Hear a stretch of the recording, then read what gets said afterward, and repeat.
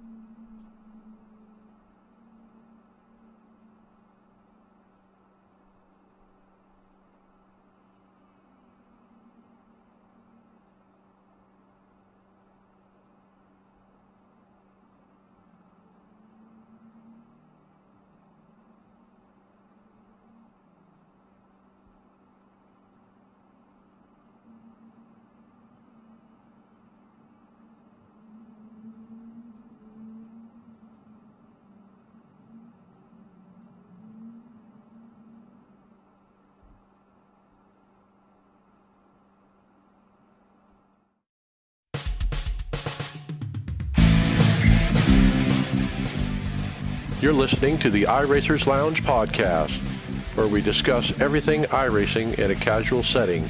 Enjoy.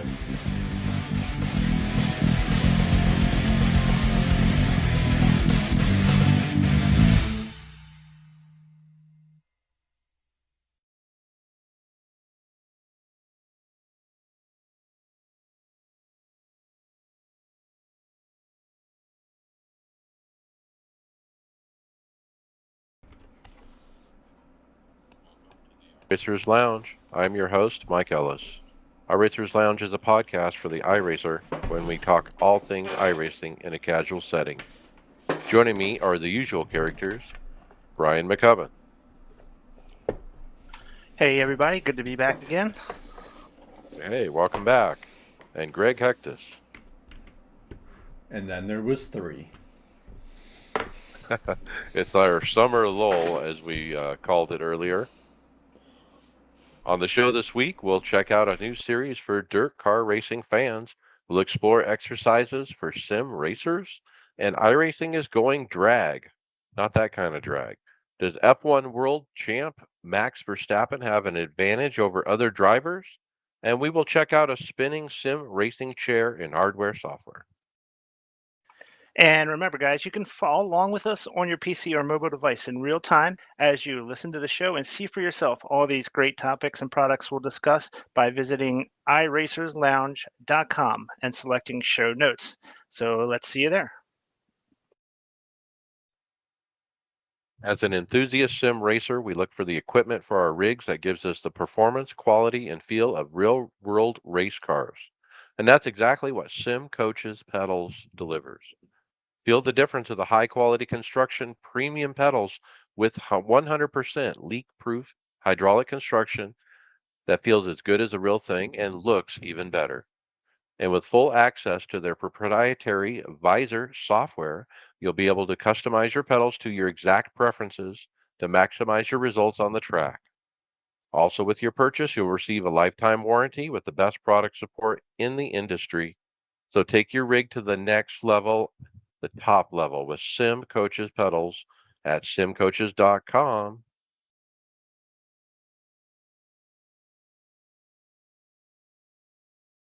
All right, let's jump to topics. Dirt car NIS style.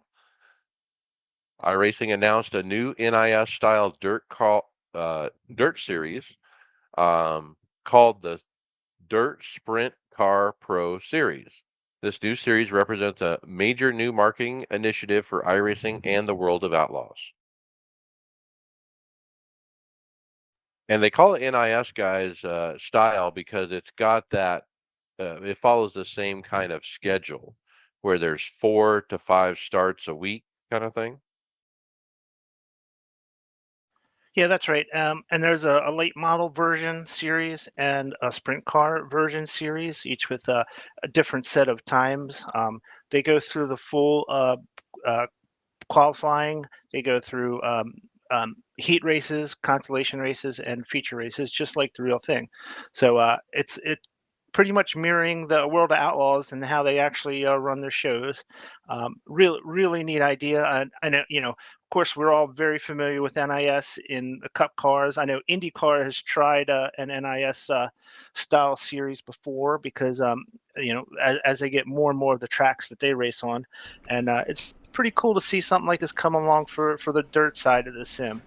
Really cool initiative, and it seems like that iRacing and the World of Outlaws are really forming a really strong bond, much like iRacing and NASCAR has over the years, where they're going to be promoting each other. They're going to be doing all kinds of things to advance the World of Outlaws, both in real life and in the iRacing sim. I think it's kind of weird that none of this was announced. It kind of was just shown through the forums. Like, there's no, hype for it. Well, they tried to get some hype. If you check our script, we got a YouTube video about it. But of course, that's not by iRacing. It's by our friend Nick Nebon. They did put out a Twitter, Greg. How about that?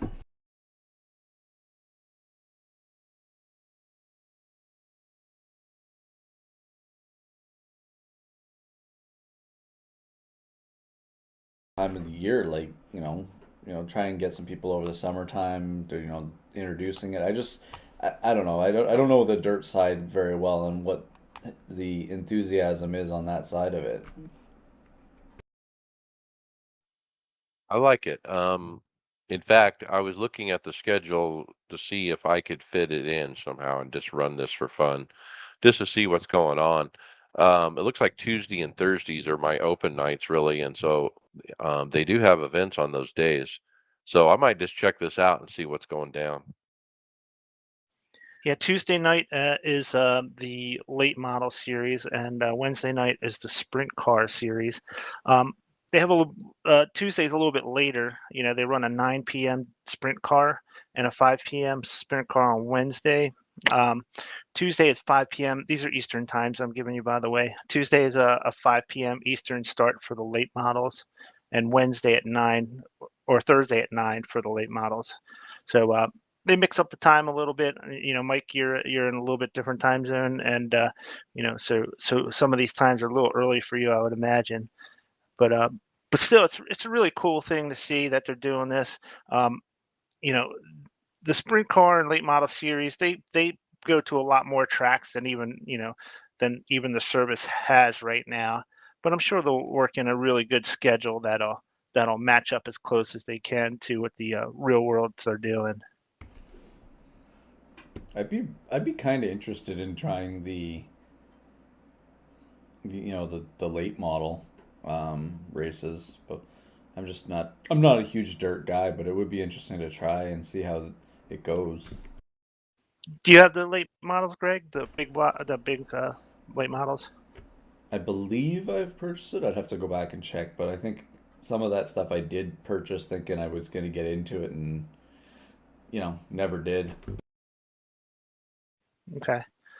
The I always find the late model World Outlaw cars really difficult to drive. They're really hard to drive, in my opinion.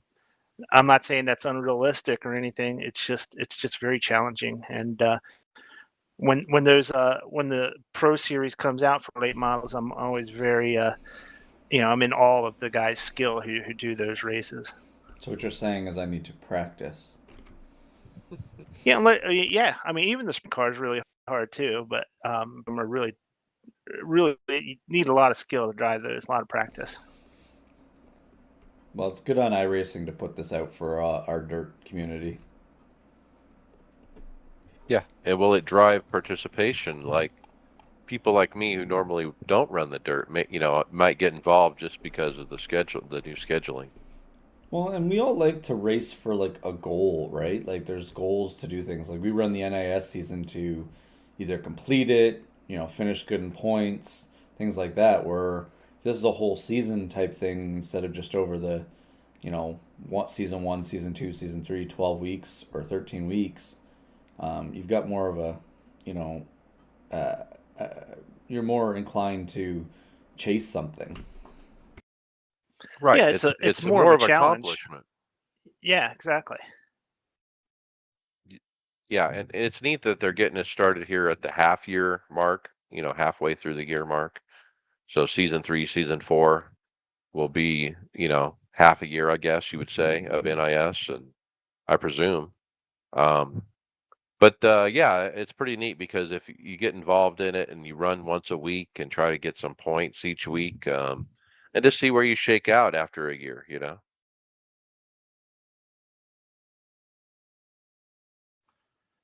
Good point. And I imagine, being that they're kind of jumping in the mid-season, I imagine they're probably gearing up for a really full launch next year would be my guess when they can get a complete season in, that spans the whole series. I just hope all the dirt guys that do run show up for this. Will it hurt the other races, well, the ones that run every 2 hours? Will it, hurt participation there? I would guess it would.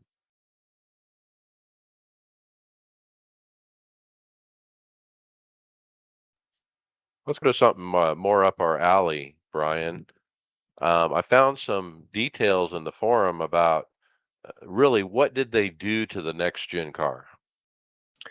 Yeah, this was posted in the forums by Matt Holden, and it's a really long, detailed explanation of exactly what they did to the next gen NASCAR Cup car.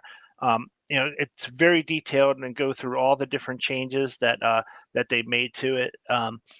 It's a lot more involved than you might have thought just by from some of the releases from the season 3 patch. But uh, but Matt really goes through all the different changes, with like and he has them listed out in the forums, and it's a long detailed description of everything that they've done to this physics package. Yeah, at the top here, he basically says the car hasn't really changed since the start of the season, and now this update brings it up to what it is today. Um, and since there's been some small but significant changes, it's had a huge impact on the car's behavior and setup process. They've updated aero and tires to reflect these changes. They got the new rub block thing, and Greg, you were speculating about that because we saw it a lot in the NASCAR races. Um, and so they've updated to make that realistic, is my understanding. Well, and I'm trying to, I'd have to talk to someone that might understand this a little bit more. But it sounds like the rear of the car. I haven't looked into the setups yet for because obviously we haven't done a NIS race or anything since we've done the road courses. But has it eliminated, from what I was reading here, eliminated the left rear ride height adjustment because it adjusts as a complete package in the back now or something like that. I could be wrong with misreading this, but it just seems like there's a bunch of different changes here to get the car to do what it wants. But they talk about a lot about yeah. So it's the left rear height is removed from the garage. So because there is the what are they calling it? They're calling it the bar. There's a bar in the back that is keeping the rear together, I guess. So I guess the one thing that I really took out of this is the D rake and the downforce levels. Reading about the diffuser and how it's contacting the track and what we all looked for back over the Gen 6 car, you wanted to seal the front off and get it down on the ground. Well, the diffuser on this one does a lot more, and a lot of tracks you want to get it down completely to a certain height. But reading here, it sounds like every track is going to be different, and have different characteristics because of the bumps and stuff with the diffuser. So it's going to be a lot more challenging for builds, I guess. But there sounds like you can have some more stability in the rear end than you did through the first part of the season. So you're right on about this. So basically, if in subsequent posts he explains further that when you set up the car and you're trying to do ride heights and seal the car off, you're going to have to do it by sound, not telemetry. So you'll have to listen for when the car hits the ground and adjust from that. He also said here, those three heights wind up dictating where the left rear ends up. So it's not really a thing to worry about. And so he's basically saying you set the heights off the other three corners. Yeah, because I guess from what I was reading on it, so it's the AR B bar that connects the rear that causes them not to need the left rear reading anymore too, with the way that those rub blocks and everything, and the way the diffuser's sitting. And I guess they extended some extra fins on the diffuser too, if I was reading here, if I remember correctly. There's two longer fins on the outside.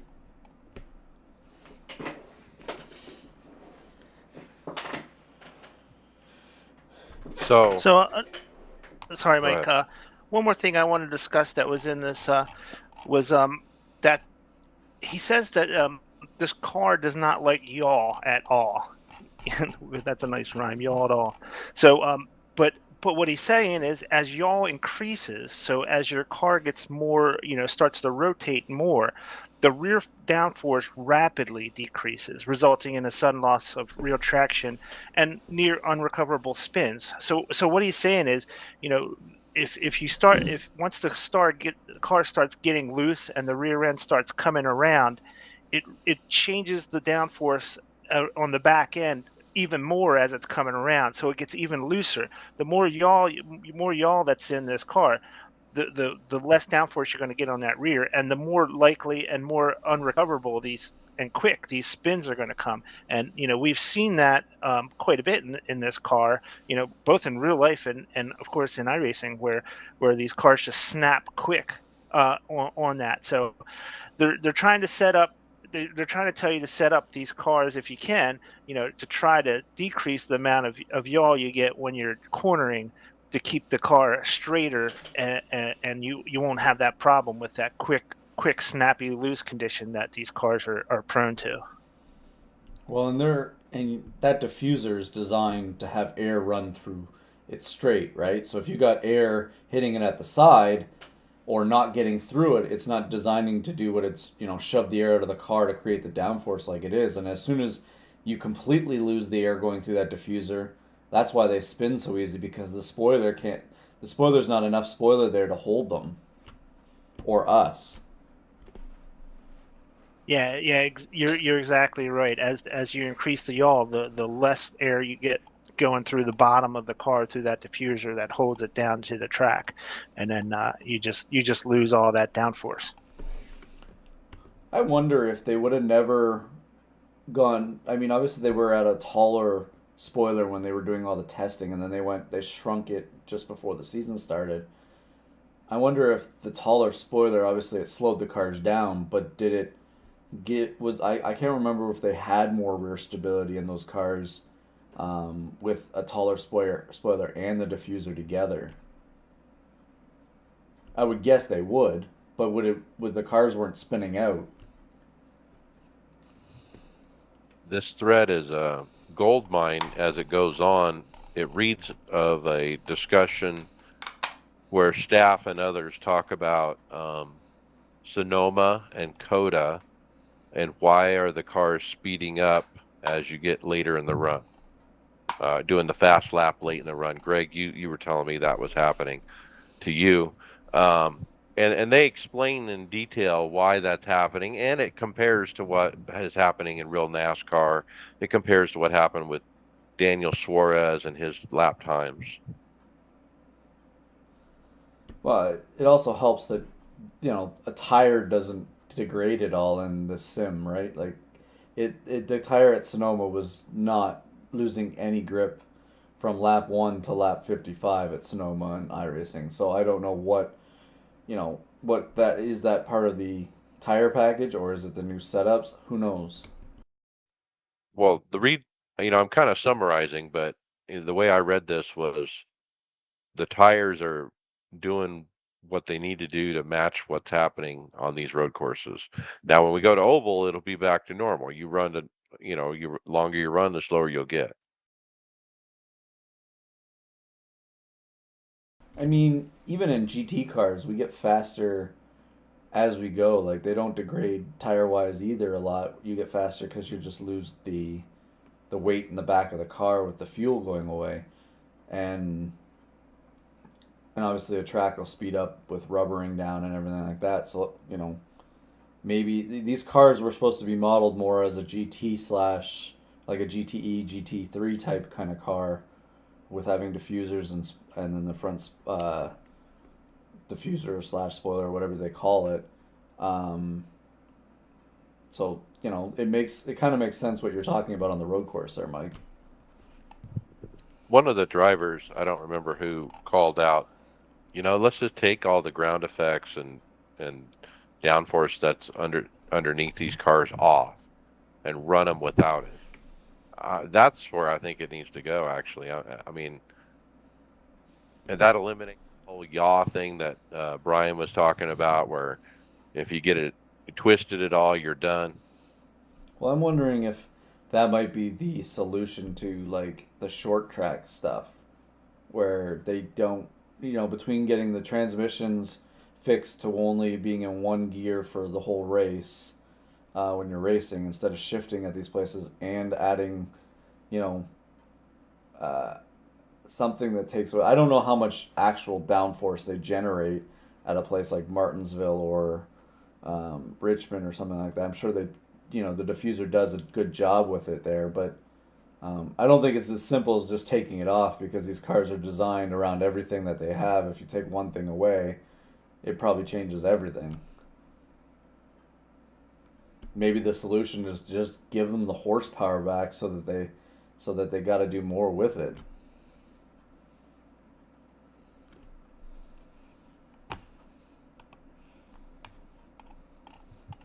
Hey, Brian, how about Dale goes for Oswego?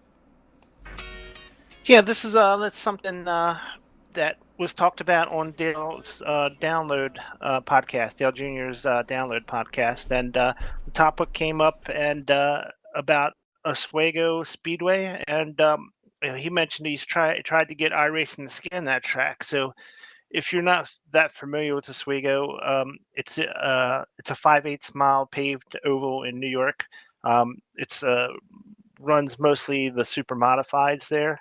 Um, and yeah, so typically when Dale starts talking about scanning new content and getting new content for iRacing, quite often it happens. He's got quite the pool when it comes to that kind of stuff. Did you actually hear what was said though, Brian? Yeah, This is a show, he so said that just the opposite, that they weren't working with him, like Yeah, they didn't care. it sounds yeah. like they don't believe in iRacing is what they don't believe the product or something like that, or understand what the product is.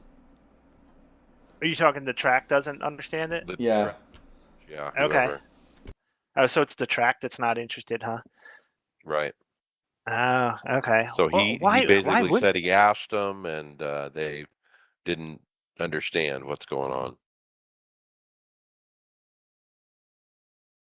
that's really interesting. Yeah, there's the family took over in 1951, I think it says. Um, so maybe it's just a older family that is not up on this kind of stuff. But I mean, how can you have Dale Jr. Talk to you about something like this and be like, nah, not for me. Uh, and all the new exposure that brings to these tracks as they're coming into the service. It's like free advertising almost, right? Sometimes you can't teach an old dog new tricks.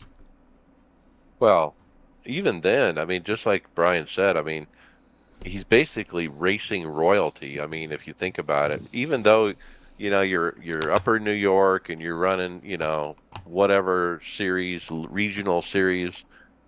I mean, Dale Jr. comes knocking, you're probably going to take his call.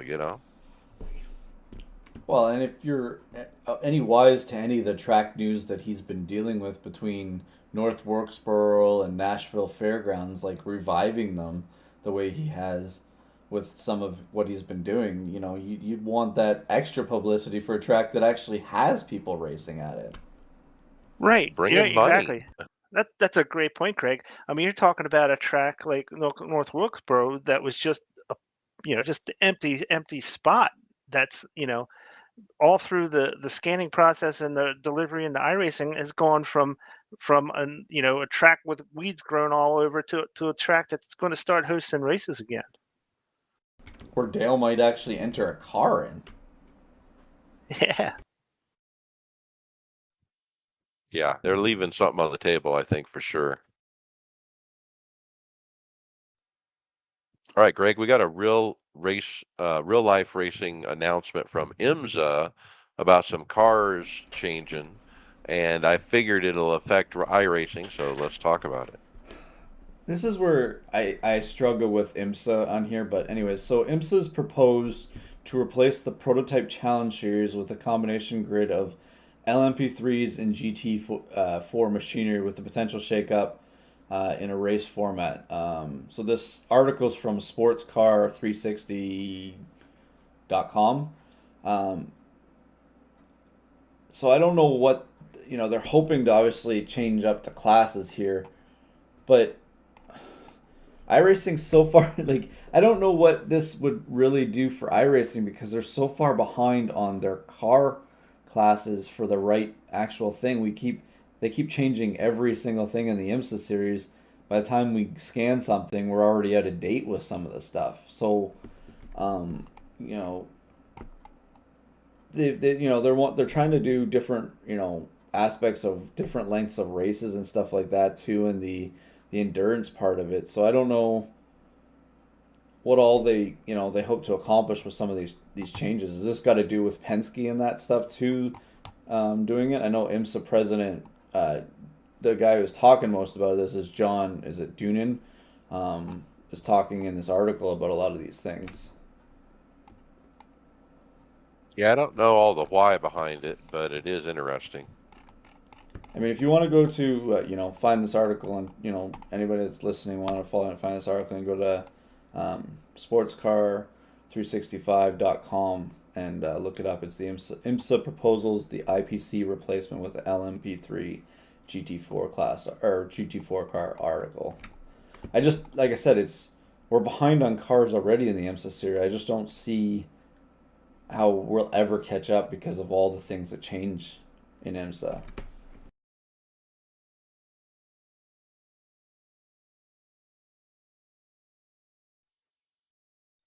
Okay, I'm going to switch to something up my alley.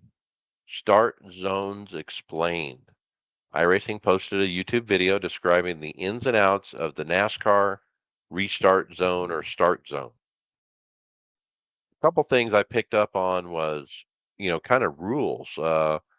At the initial start, you do have to go on the green, but on restarts, the leader can go anytime in the restart zone.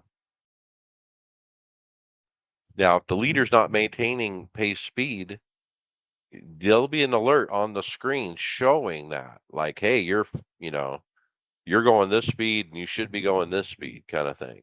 And if you, obey it or disobey it to a degree, you will get a penalty. If the leader screws up and gets a penalty, the start is just wide open. Anybody can go once it's green. The guy in second on the outside can beat the leader to the line without a penalty, as long as he isn't ahead of the leader when the leader starts.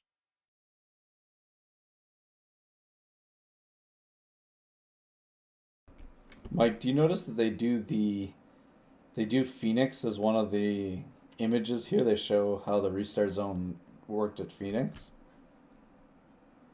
Yeah, I did notice that, and that's one of the tracks most affected because the pace car goes off so early compared to where the start finishes.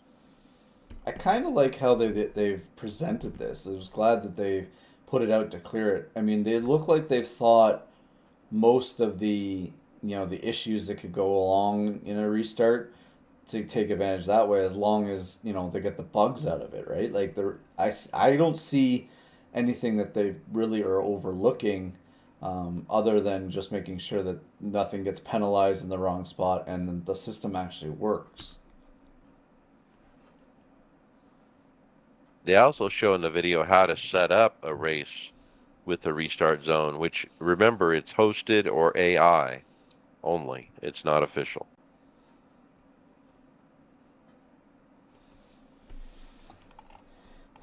I have yet to experience this, but I'm excited to try it. Do you think this is a NIS staple for next year? I hope so. I mean, I hope that it's only official. I mean, it's only in the hosted in AI for like a season, maybe the 12 weeks. And if they find it stable enough, and hope they do put it in official. I think it should be, A, B, C, NIS, all that. I wonder what this will do if eventually if it gets added to, like, say, the Coke series and stuff like that. I would think so. Yeah, I wouldn't see why not. Yeah. I'm going out on a limb. I think by the time next year season starts up, I think they're probably going to have a choose cone. I really think that they're going to be working on that at some point. You'd think you'd work all those together as you're building it, right? Like, you would have, because you'd have to think of, even at this restart, you'd have to think things all working together. But we've been trying to go in our discussion, our messenger. We have a discussion every time we talk about the choose cone and how iRacing can implement it. We find flaws in what people do going on pit road and all that stuff. It needs to be simplified somehow with cars that are wrecked or coming out of pit road late and things like that. There's always something we're thinking of, and it just doesn't seem like we could do it. Yeah, I think David covered that well. The people coming off pit road on the one to go. I mean, that has to be fixed where you don't have to let those people by because you got to pick the choose cone well before that, right? Yeah, yeah, you're right.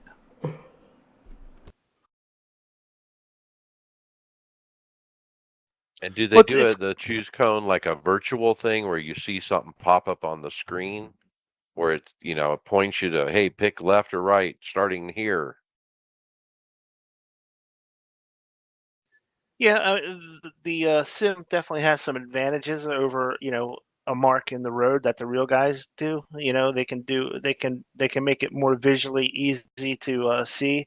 Can even have the counts like the crew chiefs or the spotters typically give the drivers, about how many cars are top, how many are bottoms before you make your decision. That can Right. all be done in front of your face on a screen that is done audibly by the spotters. So um, there are a couple advantages that being on a sim can have over those.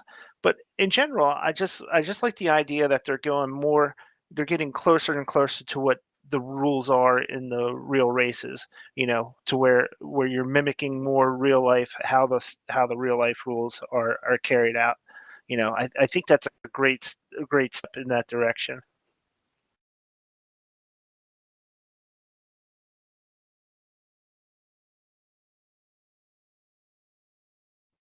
Okay, so next is Max Verstappen article again about how he gets an advantage. Brian. Yeah, this came from an online article from thesportsrush.com. It's an online racing and periodical about sports. And it really talks about how the younger drivers who have been brought up in the world of computer gaming and sim racing, um, they might have a little bit of advantage over the older racers who are not enthusiastic about the simulators and doing that kind of thing. It specifically mentions Max Verstappen and Lando Norris, who are and Charles Leclerc, who are some of the younger F1 drivers who have been brought up in this world. So like one of the 1996 world champion driver Damon Hill, he said he feels that taking part in sim racing gives drivers like Max an advantage over those guys. So it's something that they really talk about in this article. Another thing that they mentioned in this article that's interesting is they think it helps them communicating, some of the technical stuff about the race cars with the engineers. Just because that they're that they're when you're in a sim race and stuff like that, and you're working in the sim, you to play around with some of these changes and some of the car setups and stuff like that. And if you get that familiarity, it's something that you can better communicate with your real race engineers for these guys. Really neat article, and it's an endorsement for sure for the value of sim racing, not just for us as hobbyists and fans, but as for real race car drivers and what they go through on a regular basis in their careers. Well, and A couple of quotes, or a quote from from the article I'll read. Hill explained how the young guns of F1 doing sim racing can help their team with strategies and setups. On top of that, it gives them a competitive mindset and sharpness that the older drivers lack. well, if you look at it too, like, and I was having a discussion with a friend of mine about even just like, F1, because I look at back, uh, even if we look back at the beginning of the pandemic, if you looked at a guy like Clint Boyer or Kevin Harvick or any of the guys that were really opposed to the sim racing when they had to do it, you could see, the older generation of drivers, they even in NASCAR, they didn't want to participate in it. They didn't see, you know, the thing in it, the need to try it. And if you look in F1, there talking about the older drivers here too, and not accepting it. But if you also look in an F1, the culture between the drivers and their relationships with their fans and their relationship with their other fellow drivers. So like Max Verstappen and Lando Norris, um, a lot of the young guns in F1, they hang out with each other. They online race. They talk in the paddock with each other. There's a lot of different. They're more of a social aspect because of this. I'm not saying because of iRacing or just sim racing in general. Sorry, but you can see the younger drivers that have more of a social following and are more open to doing these type of things. They're hanging with together, whereas the older generation of drivers, you see them with their engineers are just standing off to the side, not communicating with other drivers, that they're fellow drivers and things like that. I just think there's a different mindset with the newer generation of racers, and these races too. Like he could be doing a race and he has a feel that the car he gets out of on the sim, and he can talk to his engineers and see if all of a sudden maybe in a race he gets that same type of feeling on the track, and he's like, oh, this makes me fast. There's no harm in him racing, and that's a benefit to his career, right? Well, Damon Hill also had a quote here about another reason that makes them fast. He said, and I think there's something about the way the cars can be driven using different parts of the brain. It's more to do with the signals they're getting are more eye to hand rather than through the seat of their pants. They're able to respond to what they're seeing. I don't think Daniel was one of those, that generation. Well, is he? We're becoming more of a it's a muscle memory, and you're getting cues because some of these sims that they race on. I don't know if you've ever looked at the sims. They're really nice sims that they get to race to practice the tracks and stuff. But I don't know how some of them, they don't look as very detailed visually as they are more of the seat of the pants feel. Like you're talking about, Mike, when they get in their multi $1 million sim that they're doing for the team to practice for the week. They're talking about the feel of the car and on the track more than any visual cues while they're driving. Well, and right now with the porpoising problem that F1 is having, I kind of feel like if the car is constantly porpoising, then they don't get this feel of, through the seat of their pants. And so they have to rely on the visual cues. And so that's why these guys maybe have a ledge up. Well, it looks like the FIA was announced today that they're going to step in and correct that. Force teams to build it out. Eighth rule. Well, it sounds like they're going to just focus on a lot more of the floor stuff or something. It was hard. I was reading through it. I haven't completely gone through it, but it's going to focus on some of the what teams are doing. And I think they're going to have to raise cars up here. So some teams that were slow are going to get even slower.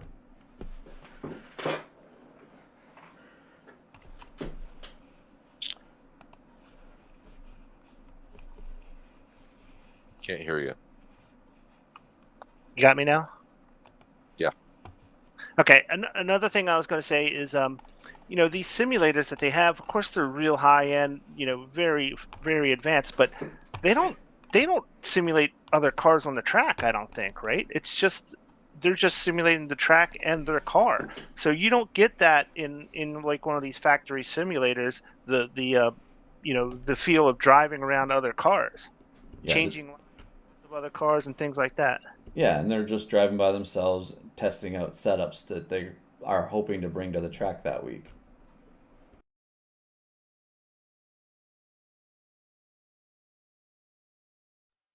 Okay. Yeah, This so one was I mean, kind of. Go ahead.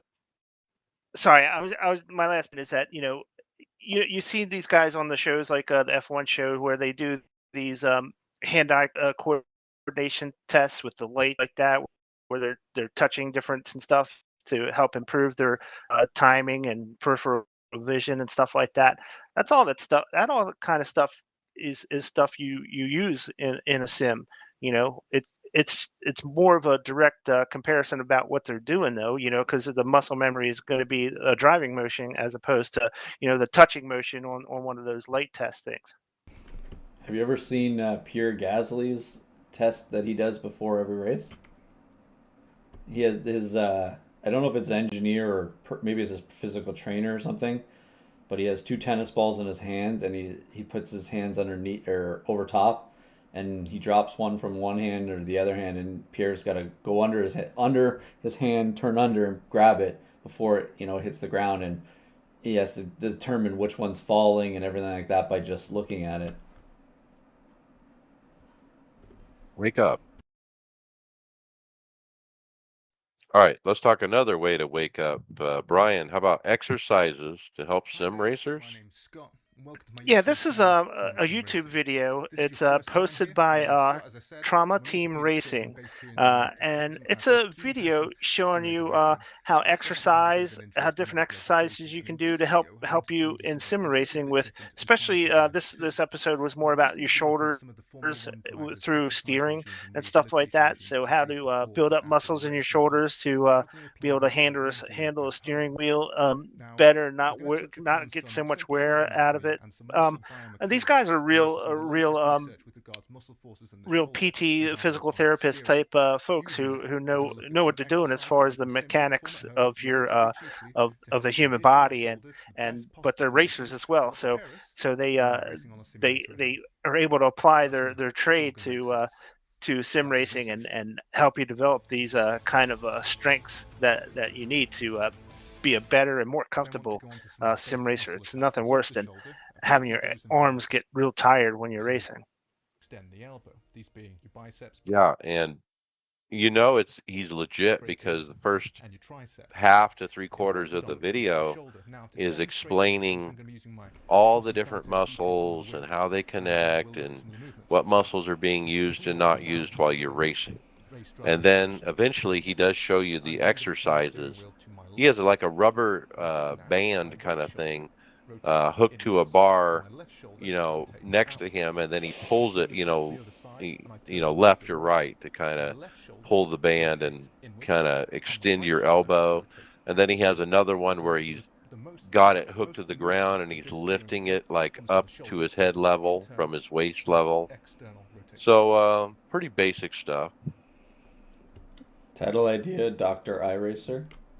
So in order to understand what steering involves I like it. from an anatomical point of view, you need to strip away all the skin and the muscle and the fat I, and the tendon you know, I, to get down to it's interesting to see, some of the stuff that he's, going through, because some of these things too are like, over my career of playing hockey, I've done some of these, exercises to do, for a lot of stuff for like the wrist motion when he's using the weight, turning the wheel. That's some things you do for, increasing your shot and everything in hockey. So it's kind of cool to, keep your body in, peak shape. If we're all in peak specimens here on the iRacers Lounge for racing, right? Well, I'm just thinking about the pre-NIS checklist. The race is coming up at the top of the hour. I got to get a drink. I got to get water. I got to get my chocolate. We got to take a pee break. Empty the lizard.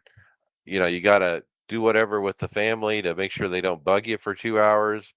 And now I got to do my exercises too. I got to fit that in. You're gonna exercise instead of practice. You notice anybody he didn't put practice in any of his checklists there, even after last week? Well, some things are going to get cut, and I think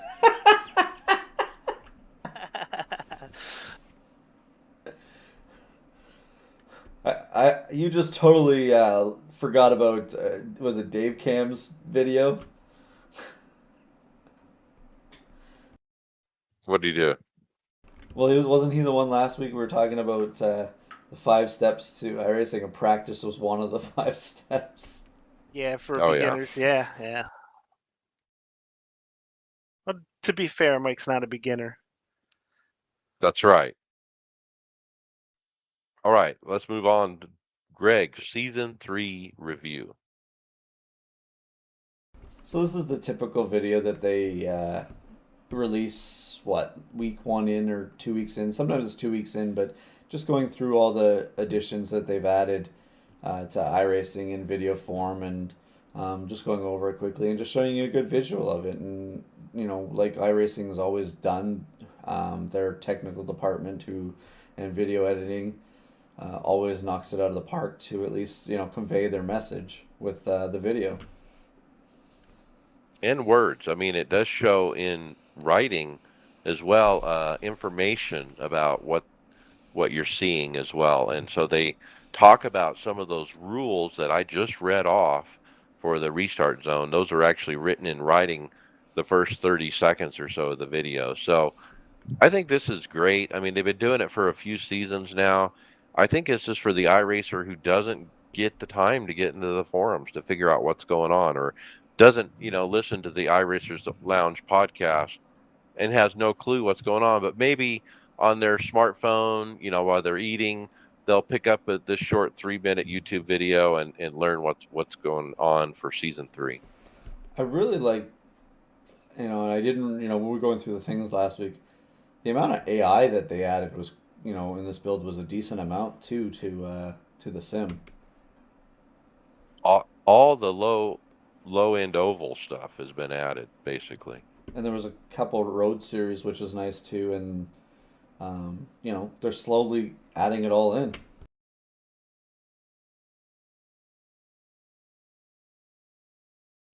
I'll take this one. Console and iRacing newsletter. And, this is a show dedicated about iRacing specifically. We really don't delve into other topics, but, iRacing is involved in this, so we're going to talk about it. But basically, they've built a website for their new World of Outlaws dirt racing game where you can sign up for their newsletter to get more information about the new console dirt game coming out. Yeah, and this kind of goes back to the first story we had about the World of Outlaws, and I think this just goes to show you that yeah, this partnership with iRacing and the World of Outlaws is really expanding, and this is just another way it's doing. For all the different types of racing, they could have come out with a console version, game version, to go with the Dirt and the World of Outlaws. Tells you a little bit something about where that relationship is right now. They really want to work together with the World Outlaw series, and the fact that they're bringing this to a console game is definitely a proof of that kind of commitment they seem to be working with. Yeah, so it'll take you to worldofoutlaws.game.com where it says coming September 2022.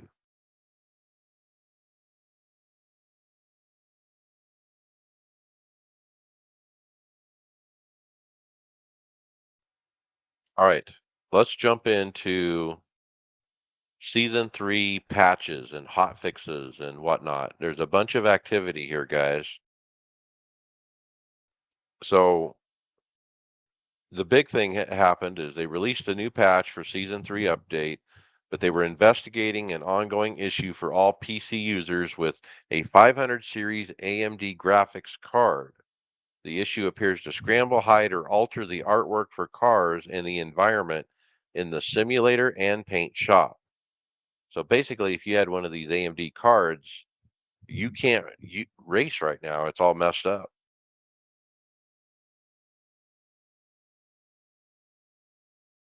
That's a big problem when, I don't know what the likelihood of, what the difference between AMD and the difference between the two graphics companies, what the percentage race on which, but I'm guessing, it's a low percentage of one's race with the AMD, but it's still going to be a significant amount that can't.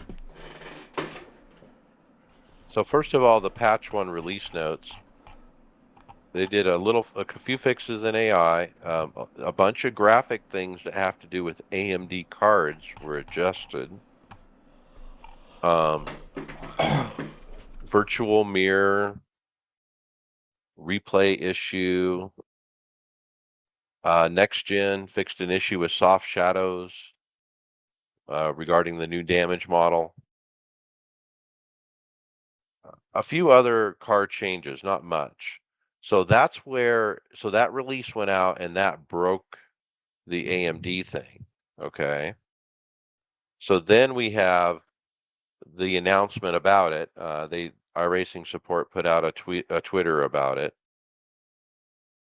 And basically, they're doing a hot fix to get this fixed.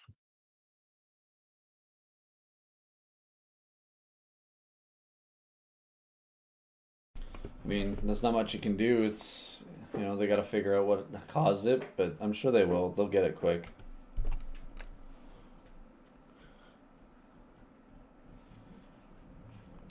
It's another reason why we have week 13. I talked about this a little bit last week, and this is what happens is like stuff gets broken. This is software. At the end of the day, you got to remember it's software development, and there's a lot of moving parts.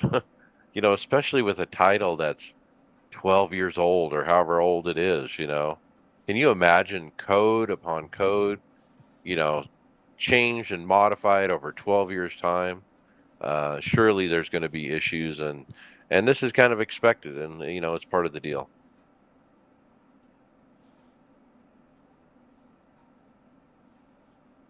Brian, we had a tidbit from Dale Jr. today. Yeah, I was saw this. It was actually part of a Twitter thread from iRacing support, and a Twitter follower named Marshall Layton asked in it. It's like, what about Atlanta? I guess referencing to the new configuration for it, the Atlanta Motor Speedway, and no other than Dale Earnhardt Jr. Tweeted back that he said on schedule. So, so yeah, so the new Atlanta track, and by on schedule, I'm assuming he means for the scheduled races. July 10th is the NASCAR Atlanta race, so the NIS and all would be the week leading up to that. So really, that if he's talking about on schedule for NIS and for iRacing, that means a patch might be coming out for Atlanta Motor Speedway with the updates on it within the next couple of weeks. Yeah. Yeah, we're only on patch 1. I think last season we got up to patch 3. There were 3 different ones, so it's it's something that is expected. I mean, we kind of expected it in the big build, but perhaps they needed some more time, and so we'll hopefully get it. And like you said, reading between the lines, Dale Jr. just says 2 words. He says on schedule. So I guess that assumes, before we go racing on it. Yeah, exactly. And like I said, with those races starting the first week of July, I mean, you'd be looking for a release of that within the next 2 weeks, I would think. So that'd be really cool.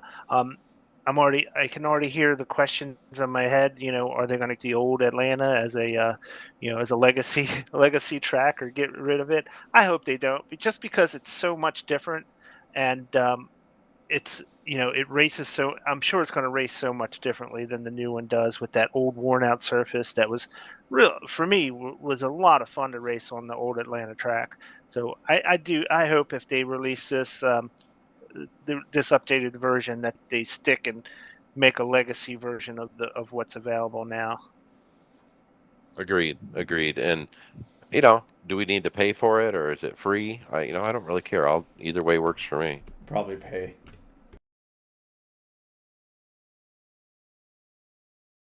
So, Greg, a week after Dale Jr. said he wanted drag racing and iRacing, we hear this. So I don't know how to pronounce this. Orant Games. Is that one of the ones that they acquired? Um, The the big wheeled car that goes down the hill. okay, so that was part of that one. So Orant Games and iRacing are excited to share their long-term strategy for continued production development over the coming years as part of the strategic direction drag or Orant's initiative fantasy off-road driving game for the PC is currently being ported to Sony PlayStation and uh, Microsoft Xbox console. So it's not actually what you're thinking, Mike. It's No. Right, it's not drag racing. it's the game Drags that was on the PC that was on Steam. I think it was Steam that we saw the images from. Yeah, the big wheel car going down the mountain real fast. Yeah, that's what that's what drag is. Yeah. Right, and I remember them having the preview of this when they bought this company, and we were all really impressed with the physics of the suspension on those big wheel cars, and we thought that was I think we all thought that it was really really well made, that drag game, and so it looks like they're going to be continuing it. It looks like it's going to be like fantasy tracks and things like that. So it's not going to be like a true simulator. It's going to be more of like a fun console racing game. But it's pretty neat that iRacing is part of that. I still hope that they work together, and they're not just. I hope iRacing isn't just buying some of these properties just to expand expand what they have and are not using them as research and ways to innovate their own product, if you know what I mean. I'm hoping these acquisitions are made to make iRacing better as well, and not just to have a side development side title that they're using. To generate Are they trying to do this, maybe, Brian, to generate some revenue to help the sim, though? Because maybe they've hit maybe type of, like, the average increase now, because after the pandemic isn't going to be as big, and we're also seeing the world kind of go a different way with the pricing of everything. It's going to be more expensive to do things like this. Is it some other way to generate some revenue to help the business in general? Well, that's a good point, Greg, because even if they don't use the technology from these developing companies that they're acquiring, even if they don't use the technology to make iRacing better, maybe just by having an extra stream of revenue, that indirectly helps iRacing better by having more funds available to do the things that they want to make iRacing better. So yeah, that's a good point. So even if it's not a direct feeder to iRacing, at least maybe they can share the revenue. I'm not sure. I see it as a savvy business decision to, you know, we're only in one little spot. We're in PC sim racing. Let's expand our footprint. And they're going into PlayStation and Xbox with two titles. We got this one, Drag, and we have the other one, The Dirt World of Outlaws. Okay, so they're doubling down. It's not just one game, but two games across two properties that they bought. You know, I see them just trying to get these things off the ground. Um, taking the Drag PC game and porting it to PlayStation, gives them a second title in that market. That's the way I kind of look at this, and yeah, we'll have to see how it shakes out. Well, maybe this also helps them, like you're saying, Mike. They do this, make some revenue off it, do a couple things, get their name out there as a brand that creates, like, some of these sim, or not sim, but like road going type games, and maybe they come up with it's not saying an iRacing would be completely transferred over to console, but they've already developed AI software and things like that. So why not take make their own NASCAR game? Maybe they make their own IndyCar game or something like that. That they can do it. I mean, we talked about this before, and I just realized they're trying to save, sim racing is the other idea. Remember, we have all these different motorsports series going to this soon to be defunct motorsports games company to put out their console games. So, like IndyCar. Okay, so IndyCar has and NASCAR have both, signed up with that motorsports game company, and they're having trouble with them.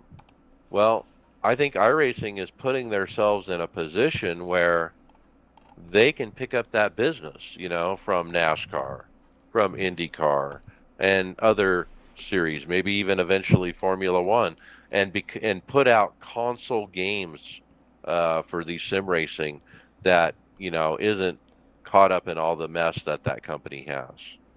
Well, and you also got to think hardware wise. You see some of these brands like Fanatec, they make their equipment PlayStation and Xbox capable as well, so that you can do these things as well as still being PC related as well.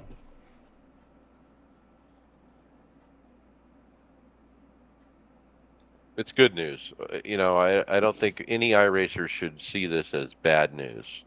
Um, I don't see that iRacing's probably not spreading themselves too thin. That would be a concern. Are they taking resources away from the iRacing product to work on these other products? I don't think that's the case. I mean, they spent real money on people and resources and brought more people in.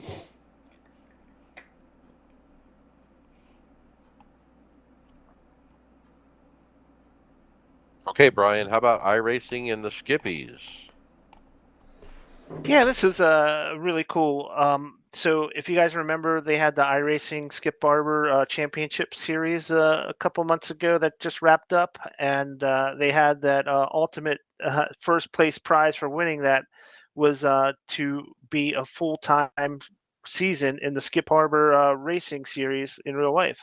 And they had their first race a couple weeks ago, and Mikel Gatti, who was the series championship. Sure enough, he's in this series, and you can track his results, see how he's doing. Um, I can tell you right now that he had a very solid first weekend for a driver. I don't know about his history with racing, real life racing. If this is the first time he's ever been in a car or not, but um, he presented himself fairly well. Finished in the mid pack at Lime Rock, which was their first race of the season. He qualified really well. The first qualifying he was in fourth. The second qualifying session he finished third. So real good results for him in that qualifying series. Uh, and there's some interesting names that are he's racing against. Boris Said Jr. I'm assuming the son of the highly skilled road racer Boris Said is in this series with him. So yeah, it's pretty cool that sure enough, he won that series and he is racing in these real races. They have their second race of the season is going to be this coming weekend at VIR. So yeah, we'll check it out and see how he's doing. It's again, this was one of the better prizes that they've ever had in any of these high level series in iRacing. Is you win this series in iRacing and you become a real driver. That's the only series where really that has ever taken place. So really neat to see his progress. Congratulations for a good finish his first time out, and we'll keep following along and see how he makes out. It's really cool. Someone else's name I see on this list who I think we just have a list of qualifying 2 times, but Correct. at the top of the list is Elvis Rankin. We mentioned him a couple weeks ago. He finished second, I think, in the iRacing Skip Barber thing. And he was that kid who was doing YouTube videos of his own races where he would self-commentate his races. But he looks like he's doing well in the series as well.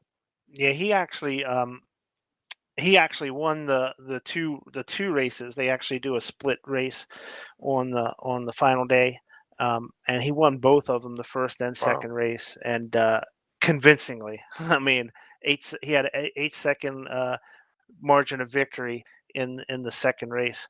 So he's really good. My guess would be that he probably has a little bit more real world racing experience than Mikhail Getty, who actually won the iRacing version of that series.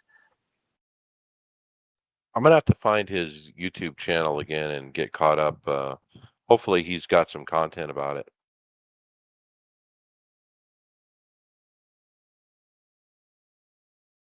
All right, Greg, how about the Watkins Glen 6 hours coming up soon tomorrow? Yeah, presented by VCO. Starts this weekend.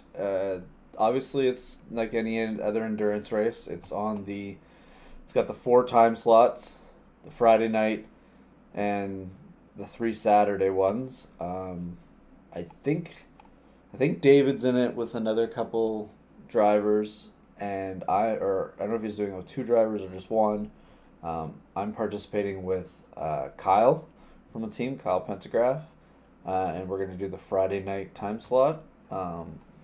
Just ironing out the last couple details, but we're going to run a GT3, the Lambo. Really excited to do it, and can't wait to get out there. I love Watkins Glen, and I love the long distance Watkins Glen track, which it makes it even better. So it's good. All right, well, have fun with that. The other one that we want to mention is the Grid Finder 4 hour of Le Mans. This we mentioned it last week, but we want to keep it on your radar. It's a good warm up for the 24 hours race, guys, but they have a forum post where you can get more information and actually register if you're interested. Yeah, The and event will that be June 20th. or the registration deadline is June 20th too. Yeah, so you Oh, can that's right. register right up to the 20th. The race is the 26th of June.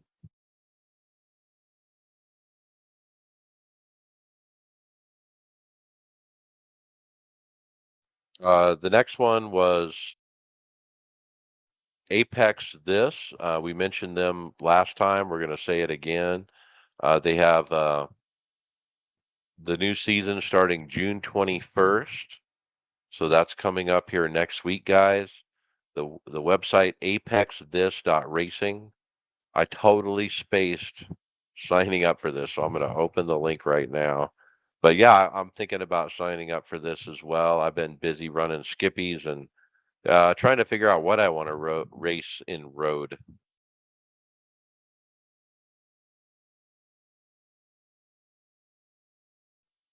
Anyway, they have a ton of prizes, 700 members. So I'm going to dig into it. I hope you guys join me, and we'll see you out there on the track. We'll jump to podcast housekeeping. Leave us a review on your favorite podcast platform to make it easier for more listeners to find the podcast. Mention us to your fellow drivers on track so they don't miss out. We do appreciate it. We are over on Discord where you can interact with us. Also, an announcement, we're actually looking for a teammate. We're going to open up recruiting at Team Tifosi, but we're going to be picky. We're going to be real picky. We want somebody who will be on the podcast, who will be a regular on the show, who will potentially participate in content, um, knows WordPress, that kind of stuff. If you're interested or if you're one of those people, reach out. We're in regular rotation at the Performance Motorsports Network.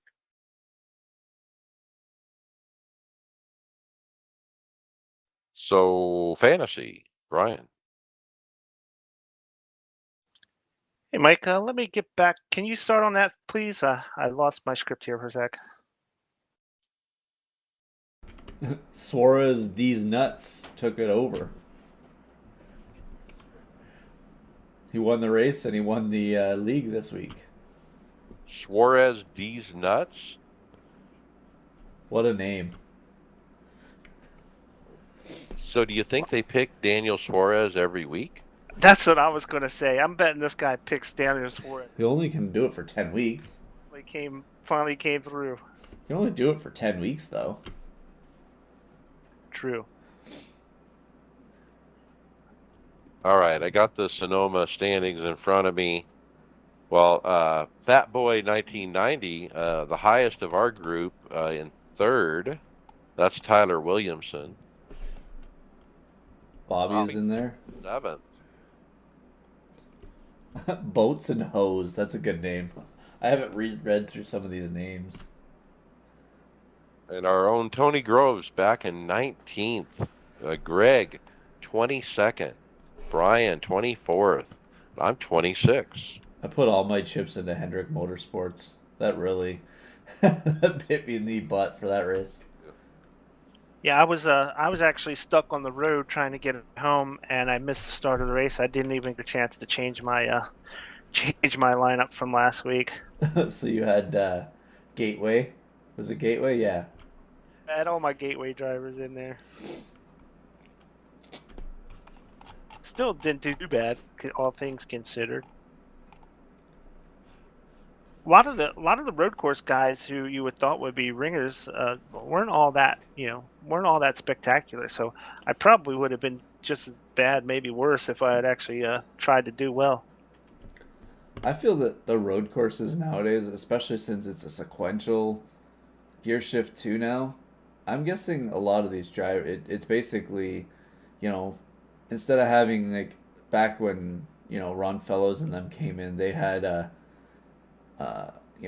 we'll say a 30% advantage maybe over their competitors. If they had a good car, they would finish good. I'm guessing there's if you're good on roads, you maybe even like have a 5% or less advantage on the rest of your competitors just because it's such a big discipline in racing now. So on the overall, Greg, you fell to second with that bad standing.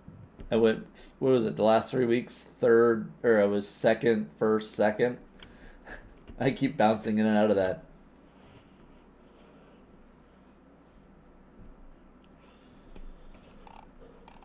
So what's next week? Off week this weekend, and then Nashville.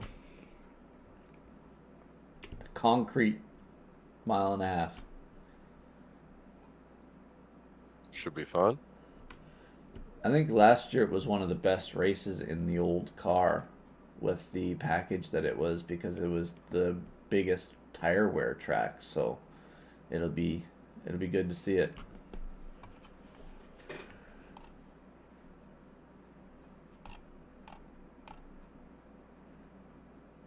Hardware, software. Let's talk Fanatec firmware.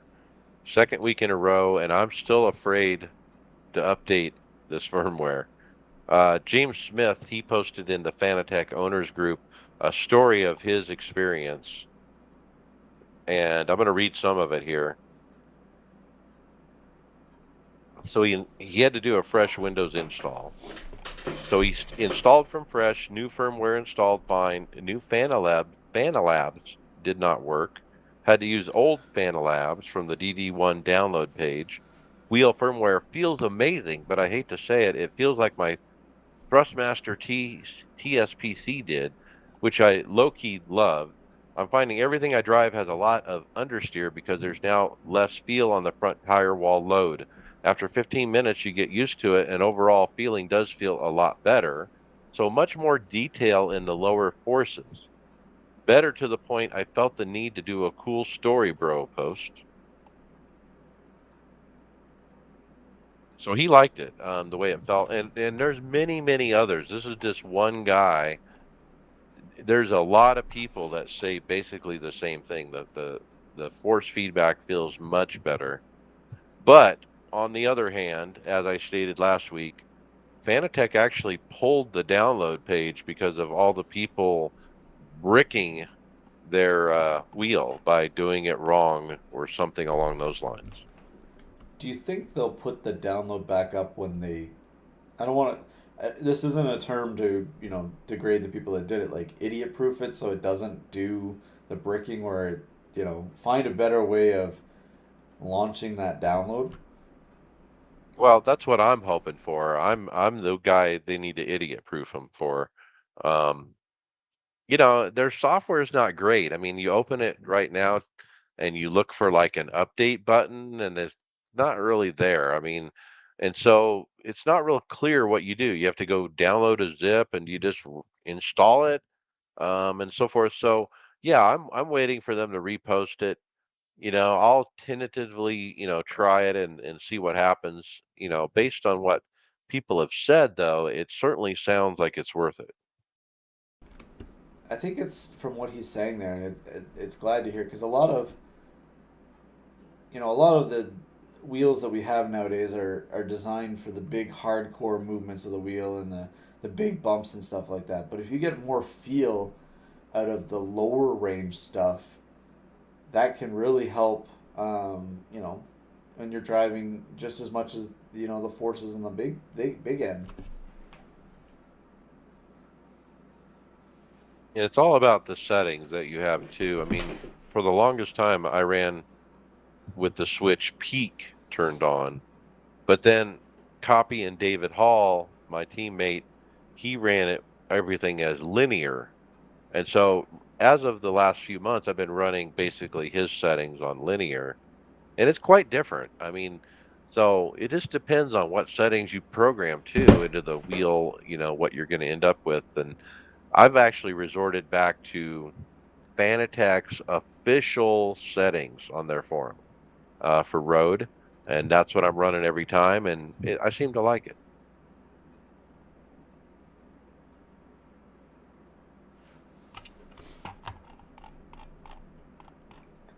Okay, Brian, NVIDIA delays.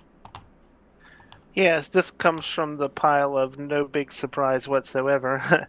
NVIDIA is delaying the launch of both the GeForce GTX 1630 and the forthcoming range of RTX 440 series graphics cards, according to the latest reports. So the RTX 4090, 4080, and 4070 all have their launch delays by a month at this point.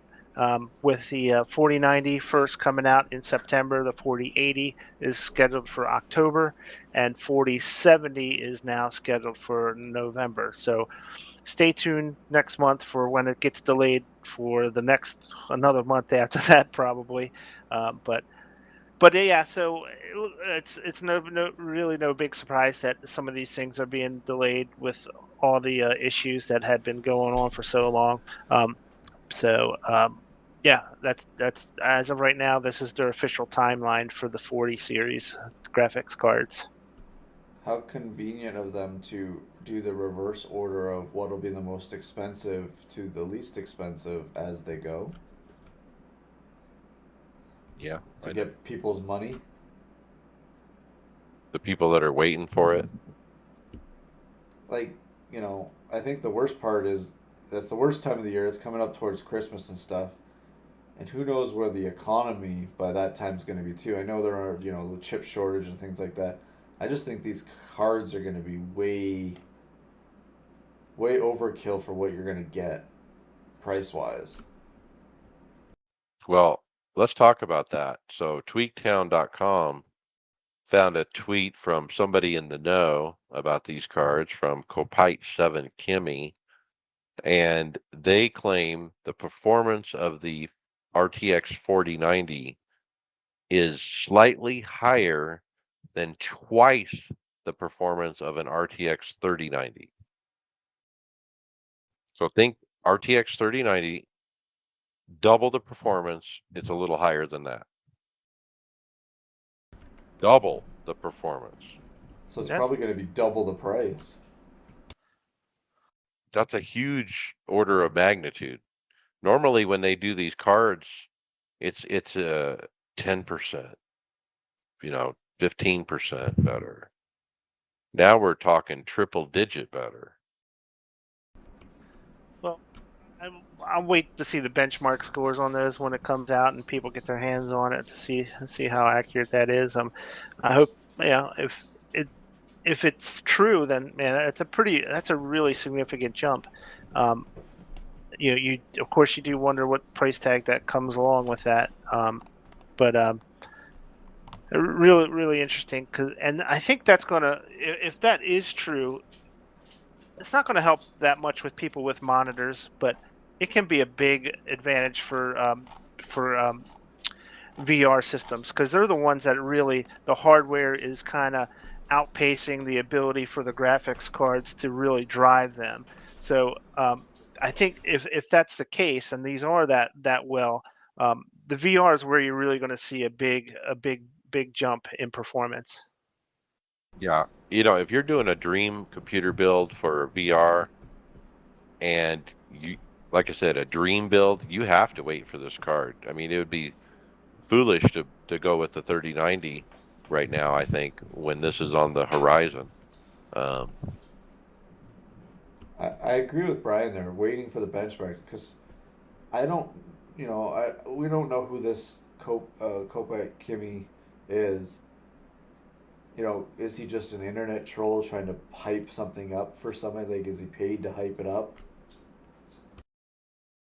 Get speculation? from what I understand from Tweaktown, he's a well-known leaker who has some clout. Okay, well, I mean, that's good then. So, but, man, do can you double like a 3090 is a good card. Can you really has the technology moved that far ahead to double it? It's crazy to wrap your mind around, isn't it? I mean, what kind of card did you get, Craig? 3080 Ti.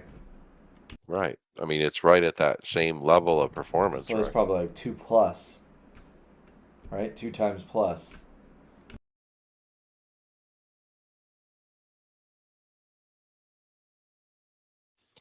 And the next thing we're going to be talking about when these cards come out is the bots and all the issues that they've had with the last release of the 30 series when that came out, because that was just a nightmare with the bot purchases and all the price gouging that went along with that. So I'm sure that's going to be the next thing we talk about when these cards are finally released. Maybe, but I mean, maybe the Bitcoin mining or the mining aspect is not going to be as prevalent now that crypto has kind of crashed. When all the market crashes. Yeah, what a mess.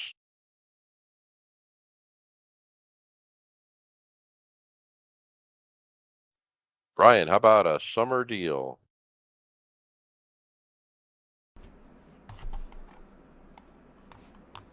Yeah, guys, this is from SimLabs.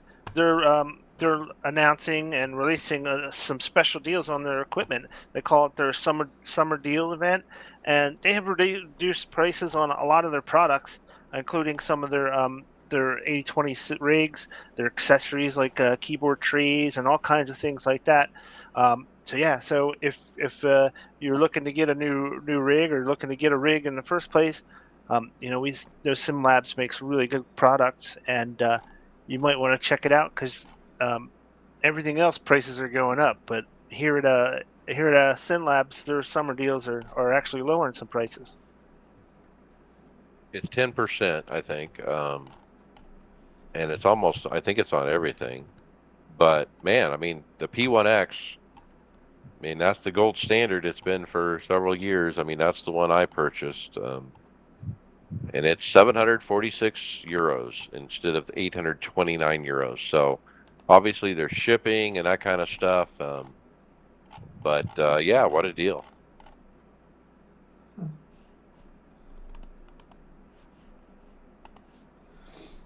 It's really interesting that they would do a price drop like that at this particular time. Because obviously the material prices have been going up for a while now. I know aluminum's been going through the roof. So I'm just kind of curious if this is an issue where they just need to drive sales, and it doesn't seem like it would be something they would do if they were short on inventory. Um, so yeah, it's really interesting that they're going this way, and I'm hoping it's not a sign that the market for sim stuff is kind of starting to bottom out for these guys, and they're trying to gin up new sales by doing these prices. Well, I'm afraid you're right on that. I mean, it, right now, at least in the US, I don't know how it is in Canada, Greg, but there's a lot of trepidation about the stock market crashing, a recession, even a depression. And so I'm sure there's a lot of Americans who have discretionary cash to spend on sim rigs and sim equipment. This is not the moment to be buying, actually, just because of the unknown nature of what's happening in the coming months. Yeah, exactly. And when you know when it comes down to brass tacks, this is a luxury hobby that we're all involved in here, and it's not something that if you're worried about the economic future that you're probably going to be putting a lot into a hobby in that case. So, it makes you a little nervous that this is a sign that people are watching what they spend their money on, and some of these kind of hobbies and spending like this is starting to take a hit on some of these companies.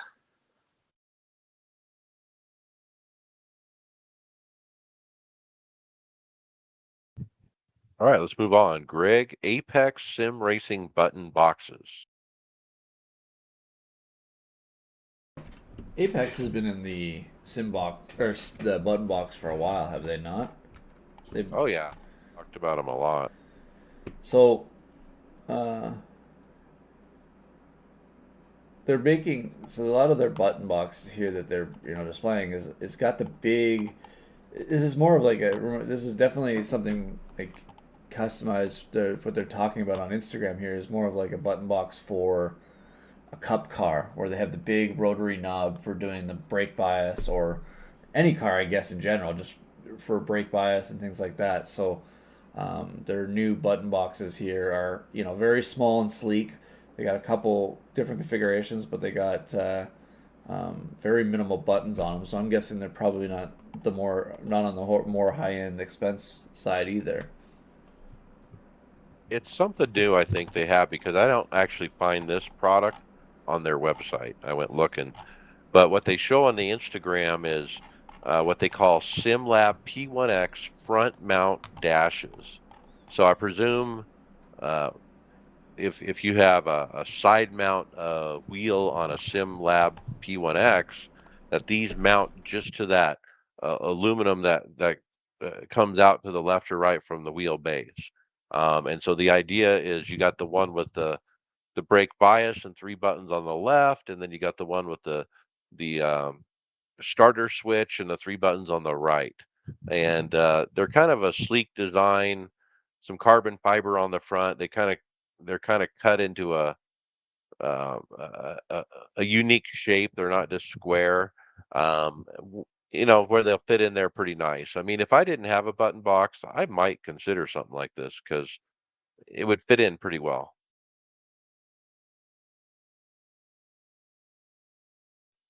But I like the idea of small button boxes. I mean, I have not been a fan of big button boxes. These big, thick ones that have real depth through to them, and so when I bought my button box, the depth of it was key.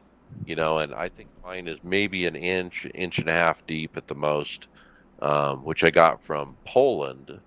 I forget the name of it, um, but yeah, I mean these look a little thicker than that, but they're a small footprint. These kind of remind me of ones where you could kind of like the one that's if you look at the Instagram picture here, Mike, the one that's got the no the flip up but or toggle with a button beside it, and then the 3 white buttons on the bottom. It's the bottom picture there. It's kind of shaped like a diamond. Maybe it's something that you can like fit in like your frame rails of your sim rig, where it can be like right beside your mouse but clicker or something like that on your sim rig. Like on mine, I have a rail that's where my mouse pad attached to it. It would fit right perfectly there, where you could have a box for it. Yeah, that's the thing. Even though they say it's for the SimLab P1X, I mean, like you said, I mean they're so small, you can almost mount them anywhere. That works. For you, and that's why I like these.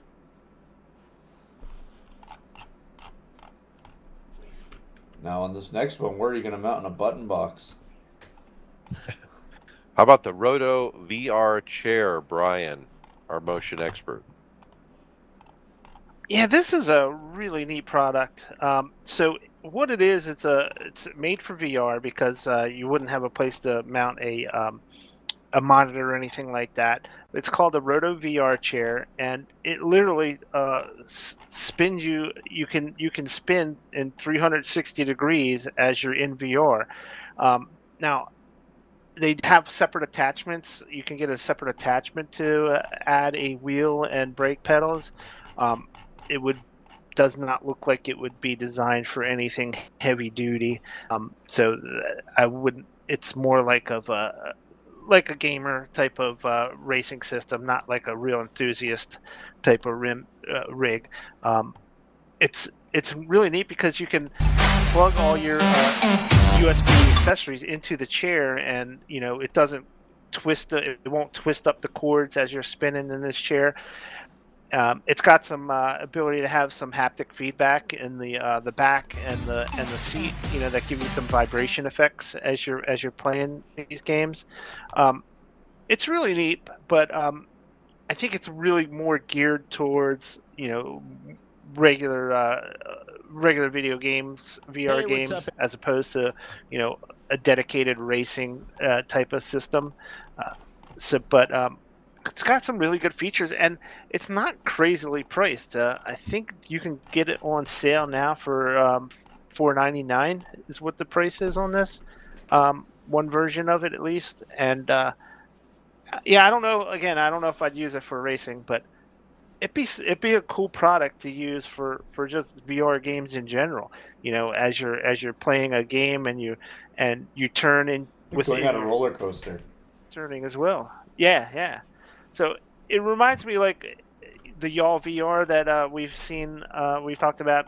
There's a new version of that, but I think this looks like a little bit better version for playing in VR. We've all seen the videos of the guy in the living room with the VR on, and he's stumbling around the room, running into the wall or the TV and destroying stuff. And you know, that's always my concern with VR. Is like, am I going to look like that fool? I love this idea of a chair. Okay, let's sit my butt in a chair so I don't break anything. First of all, I don't, stumble over something and break my fool neck while I have this thing on my face. And so I really like the idea of sitting down and playing VR. The fact that it's got a motor in it that spins you around and got the haptic butt kicker kind of feel. It's pretty cool. Mike, I'm worried about, when you're in iRacing, if you did try this for sim racing, um, when you get that uncontrollable, like when you wreck and you spin in the air and it like spins really fast. This thing has the ability to do 22 and a half revolutions per minute. Like that's that's a lot. But I like that they have this head tracking thing that plugs into the unit or your VR unit. So a lot of it, they're talking about the Quest 2, so that it senses. So if you're looking around in VR at something, the chair turns that way. It does all the stuff that you want it to do. It's this is the technology that's got to come with VR to make that immersion. Like these are the things that we've been waiting for on the market that I think will add so much more to the VR experience. It doesn't have to be for like the sim racing wise, but in general to do some of the games that you can play in VR would be really cool. I think it would be even if you've ever Brian, have you ever gone on Google Earth in VR? If you experience Google Earth in it, this would be cool. Yeah, stuff like that. It'd be amazing. I don't know. There are some games where it requires you to move forward and backwards. I don't know how well it would work on that. I mean, the chair's got rollers, so maybe you can roll forward to move forward or back. Because otherwise you'd be pretty much in a stationary position, especially if your feet is up on the little footrest that they have on these. Um, but I can see it being a really cool experience though for things just like Google Earth, like you were talking about. Yeah. About the Facebook metaverse. Got to sit somewhere. So when I'm in the office doing my meetings, I can spin around in the chair for real, and they can see me spinning.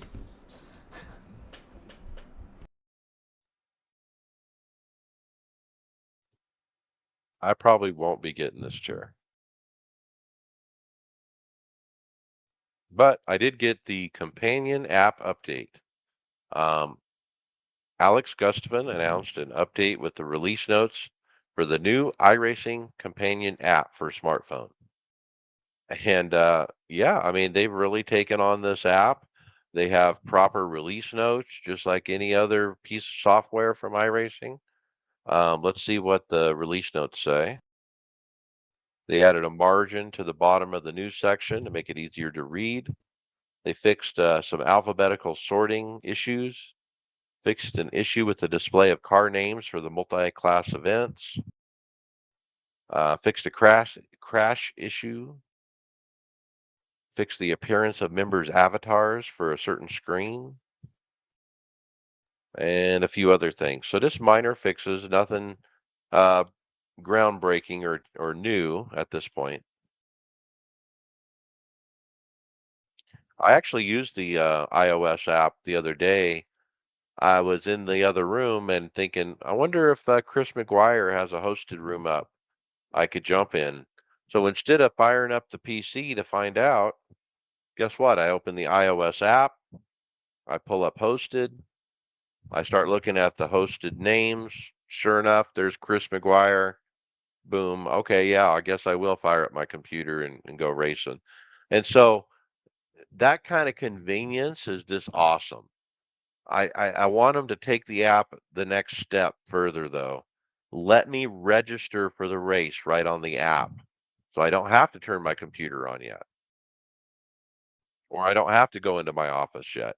I can be in the living room with my family on my smartphone and literally register for the race. You mean practice? Register for the practice, right? Now, obviously, David and I use Chrome Remote Desktop tool, and as long as you leave your racing computer on, you can use a remote desktop tool to do the same thing. But I mean, isn't that the idea of the app, is to do cool stuff like that? So yeah, I'd like to see it. Even have like a reminder that your race is coming up. Say that you want to plan to race at 9 o'clock, and it say you get an hour advance where it's like, okay, your race starts in an hour. Well, the app does have that, Greg. Oh, does it? Okay, I haven't gone through it all. Yeah, if you mark a series favorite like NIS, you can pick reminder times, and I have set at 1 hour and 5 minutes. So 1 hour before, I'll get a pop-up on my phone. Hey, your race is coming in an hour, and then 5 minutes before, I'll get another pop-up. I've had those set up for a while. It's kind of nice, but you do have to take the time to go in and literally click on every week and hit the little reminder thing. So it takes a few minutes to set it up. I have a feeling that's going to take a segment out of our fall part of the year when you're going to miss your races when the clocks change. Now that you got your phone reminding you. Yeah, that's going to help for sure. So okay, we're moving to results NIS. Nothing. Off week, right? Yeah. Sunday morning, David, myself, and who else raced with us on Sunday? I can't remember. You said you were going to, Mike, but you never showed. I did wake up. I got a P 6 in top split. That's nice. David, I believe, had an accident and wrecked out by himself in that race. And I'm just trying to remember who else raced with us on Sunday. Oh, Adam. Adam raced with us. All right. I'm not sure where he did. I'll talk about my racing. I was gone for a lot of the week, but when I did get back, Skip Barber. They're at Okanaya. Is that how you say that?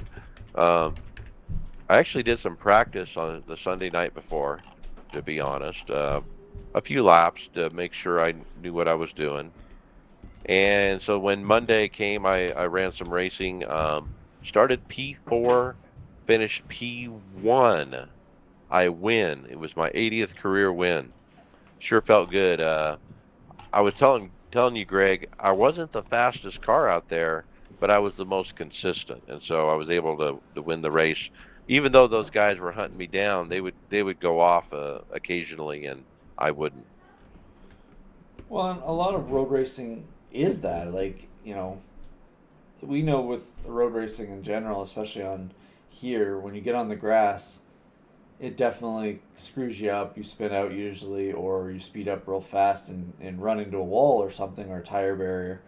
Um, so if you can just keep it on the tarmac and be consistent, you're gonna set yourself up for you know, a good finish. Most races don't have, a lot of the races for any of this road series don't have the pro level racers where they're gonna run.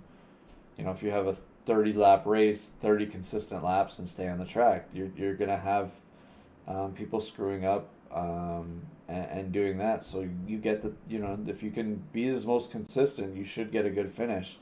Um, but that's why a lot of times when you hear David and I talking about endurance races, it's a long race. One screw up, you got 24 hours or 6 hours or whatever. It only takes 1 second to screw up, and then that's the end of a race. And it can be even the fastest car in the room can do that. All right. Next event, I started P5, was holding my own and it was a much more physical race. The first race when I won, I was never around a car really. I just gradually got the lead and kept it. But with this race, I had cars all around me. We were 2 and 3 wide at some points. These guys trying to get by me, and I was trying to hold fifth. So we were hitting, bumping tires, and doing crazy stuff. Eventually, I slid off on my own, fell back to 10th, but recovered to P8. Next attempt was today. I ran this afternoon and got pole position. I'm very proud of that. Felt pretty fast. Started the race on pole. Had a few off tracks, a couple off tracks on my own, and fell to 7th, but recovered to finish back to 4th. And this is out of maybe 12, 14 cars. So I have yet to have really a bad result this week anyway. The question I posed, Greg, was, man, now that I've already won, now I got a pole. Maybe this isn't the right car for me. Maybe I need to move up to a different level of car. And you were just like, stack them up while you can. I would stay in it and race a couple tracks in the series. Get through a couple different things and learn the car better, because whatever you learn in this is still going to translate into the next one and the next series and the next series. It all works its way out. So, take advantage of what you can learn by, maybe you learn to hold the lead better because you're in a lower league or a lower, split or type thing like this. You can, you're not going as fast, so you can learn tracks faster, and you can, you know, make better passes, outbrake cars differently. You can learn a lot. You don't have to move series as soon as you win one race. Try and become good in the whole series and be a dominant car if you can. Yeah, and I think that's what I'll do. I'll just keep running it. I've had some fun, running once, twice a night in this, and it's the length of race. I don't really want a race that's longer. I'm usually wore out by the end of these things, but it's been fun. So looking forward. There you got your answer. You need to build up your endurance. Yep. That's what you need to learn from this. As I go to a higher series, it's going to be a longer race, right? Definitely. All right, let's talk fast track league. It was Sonoma, so I skipped it because I didn't have any laps at Sonoma. We had a teammate in there. You had a run in with Greg. He quit it abruptly, but he's back. I think he was just having a bad day, but Yeah, we look talked it out. out. Yeah, I got wrecked out. I don't know, man. I'm so frustrated. I in the Discord. I've been wrecked 4 out of the last 5 weeks by being turned off turned off of someone's note. It's not like, I'm involved in a wreck where somebody's wrecking off the wall and I can't avoid it. They're like literally people driving through the back of my car. So, is it me being slower, or people just they're just I have no problem when someone's in front of me staying off of them, even if I'm faster. I just don't understand what's been going on. It's been very frustrating. I know David and I have both been chatting about, leaving the league. We're not really having fun. I'm not sure how much longer we'll last. But it's not as enjoyable as it was last year. Obviously, I'm not winning like I was last year. So obviously that's probably, leading to some of it. But I'm going to be honest here. I should have won that race easily if I wasn't turned the other night. So it is what it is. But I'm not gonna. I said the things. Do I start becoming more aggressive, or do I just quit the league? You want to talk about Joe? Yeah, and Joe. I understand what Joe was happening with Joe. Joe was getting his wheel set up for that race, and I was just trying to set some laps and get used to some things on a setup, and every time it seemed like he had an off track and he came back in front of me, and I explained to him. I said, I said, if that's the case, then just let me go by. But it seemed like I don't know. I saw it as like, okay, teammates. He sees me on the track. We always try to race each other when we're on the track, and he was racing me to the next corner and trying to not let me pass and stuff like that, just to be being a teammate and just having fun on the track. And I just kind of got frustrated, and I said, it's 3 times that you've done that, and you've screwed up my lap time. Um, and he got a little upset, and he was having a bad day, and we handled it. I talked to him earlier, and we're good. It just, we didn't convey each other's message properly both ways. It happens. That's why I wanted to talk about it a little bit. It's even within the team. We're working together. Tensions can mount. Especially if you get into each other. And I had a problem a few years ago with a teammate, Matt Bolle was his name, Matt Bolle. And every time we raced, we would find each other, and we were friends. I mean, we had no bad blood or anything, but we would wreck each other every race. It seemed like we were in the same split. So it happens, and it's an interesting dynamic.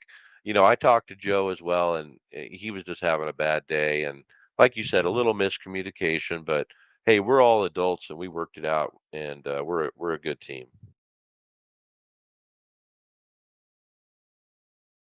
Okay, get her done. GT3 series. So actually, I screwed up what I wrote here. I don't know why I was thinking it was the following week, but I actually won. I won Heat 1 in it. We were racing at was it Phillip Isle? Yeah, it was Phillip Isle last week. Actually, we talked about that one actually on the last podcast, Mike, if I remember correctly, because it was already done. So there is no GT this week. That's we talked about it because we had the Saturday show.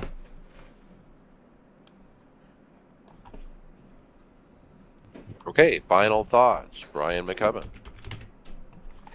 Uh, Not a whole lot extra new stuff going on here. Just still trying to get through a lot of the summer craziness. I'm glad to be back on the show. I know I missed last week, and yeah.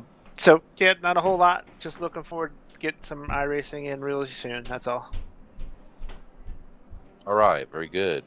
Greg Hectus, final thoughts. I'm about to hop in my sim here. It's all fired up, ready to go for the Get Her Done Racing League at where are we? Silverstone. And yeah, I'm just gonna get in that race, and then I'm looking forward to racing with Kyle tomorrow night.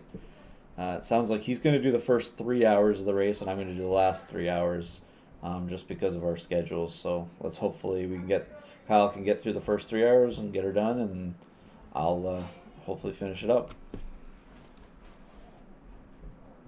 All right, very good. Speaking of Kyle, man, he's hooked me up. He mailed a package. I'm getting it Friday, tomorrow.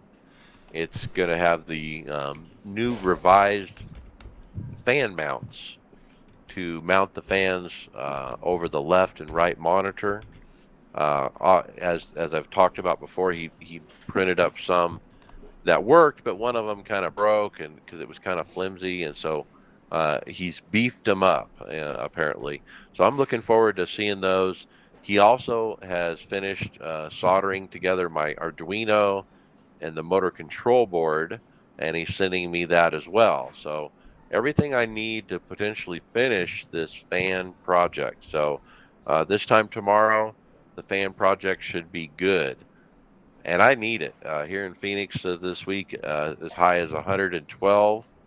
Um, my electric bill is going to be like $380 this month because we keep it an even 75 degrees here.